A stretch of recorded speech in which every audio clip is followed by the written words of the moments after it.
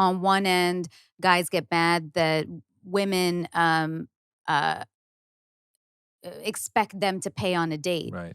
But at the same time, you're saying you want a woman to conform to traditional gender roles and you want to be the one who provides and she just stays at home. Right. So like, which one is it? Right. Because again, I think it doesn't come down to those things. I think it comes down to the feeling of inadequacy and control and the lack of control men are feeling in their relationships and not having the tools to go look within to go, how can I get control back in my life? Rather than dealing with that, they're just like, I'm going to fly to a different country and find a chick who I could just control, right? It's like why guys date younger women. I've had a whole thing about this, right? Men tend to date younger women. And listen, I'm in a relationship with somebody who's older than me, right? But he knows in our relationship that I'm like, I'm smarter than you because of this podcast. It's a rare thing. But when I was younger and I dated older guys, I knew what was happening because they thought they could control me. And then I realized I would always say the same thing. I'd be like, I'm smarter than you, right? Like but most guys, and please fight me on this because I will do it. Yeah. But I believe guys tend to date women, especially when there's a big age gap, for two reasons. One, because they can could change their mindsets, and so they can control what they believe, which is like, you don't actually need this thing. You need this thing because that's what the man can provide. Two, it's also a thing of giving a guy time. So a man wants to buy time. A 20-year-old doesn't want to have a kid, but a 35-year-old wants to have a kid, wants to get married and have a kid. What they don't realize, and I always say guys make the same mistakes over and over again, which is the same thing with the passport bros thing, is they'll then date a 20-year-old not realizing that innately, biologically, a woman will want to get married and have a kid within 3 to 5 years. So she is going to, by the time she's 23, 25, she's going to start being like, what? Which is why Leonardo DiCaprio doesn't date him over 25. They hit a point and they're like, boom, I'm done. Of course he has other issues. But a lot of it is because of that, right? Yeah. You want time, you want freedom. So you go with somebody who you think can give you that until they hit a point and then they don't want that anymore. They want more. And now you're like, okay, bye, I'm done. And that's usually the pattern that happens. The same thing with passport bros going to a different country and going, I don't want a woman to use me for my money. So I'm going to go to a different country where a woman just uses me for my passport and my fucking citizenship. I think there's a lot there. Yeah, I know. I will push back a little bit on do it. the age. I don't necessarily think, I think men, at least I feel, and this is my opinion, I think men are considered, especially older men, are considered as a lot of predatory, people also say men are stupid, right? So which is men it? say men are stupid. Well, but No. You guys literally say it all the time to us. Every time a guy fucks up, you go, but men are dumb. I mean, men are dumb. We do dumb shit. So no. Fair enough. Fair enough. You fair guys enough, take ownership. Fair enough. But to say that, it's like conspiracies. Like I dabble in a lot of those, and it's a similar math to this sentence of, I don't think men, if it's cognizant, I don't think men go after a 15-year younger person because they want to control them in their brain. I don't think they're going into it wanting to control and mold this younger person. I think maybe some of them do, but I think a lot of them, maybe now they're just at a stage in their life where they're, they have value to this person, whereas someone at their similar age may not give them the same value or look at them the same. Because look, let's face it, and women are having a lot of problems right now as well with dating. And, I see it's been an ongoing problem. I've done this podcast for many years and it's always been hard and it will always be hard. But yes, but in the sense of, and maybe this has been discussed prior, but right now, women are a higher percentage of women are getting more successful than men. Yep. Women are starting to earn more than men. Mm-hmm. So a lot of women are having dating problems and they're getting mad at these men their age dating younger because they feel like they can't date someone their age who's at their level of success or more, because women do like hypergamy, right? Like hypergamy, if that's the word, where you want to date up. You want to date somebody who's a higher level than you.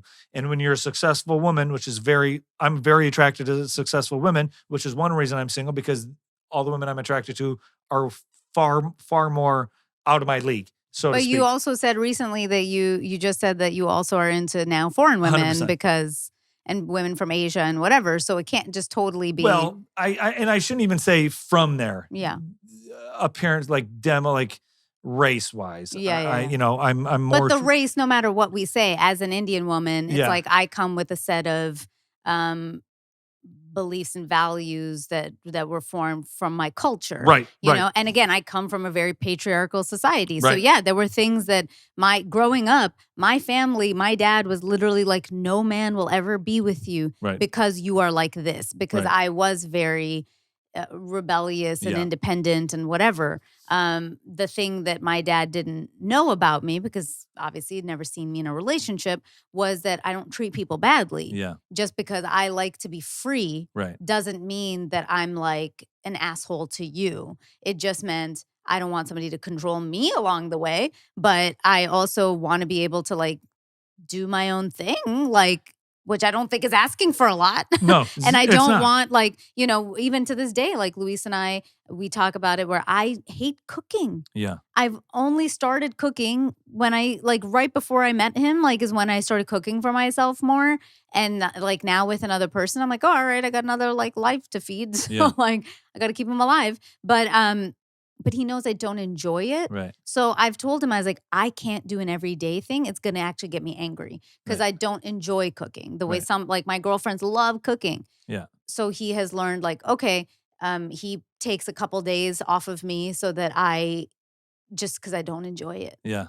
And that helps our relationship so much because he's like, oh, I love cooking. And I'm like, great. I love cleaning. I actually do. Right. So I'm like, I'll clean.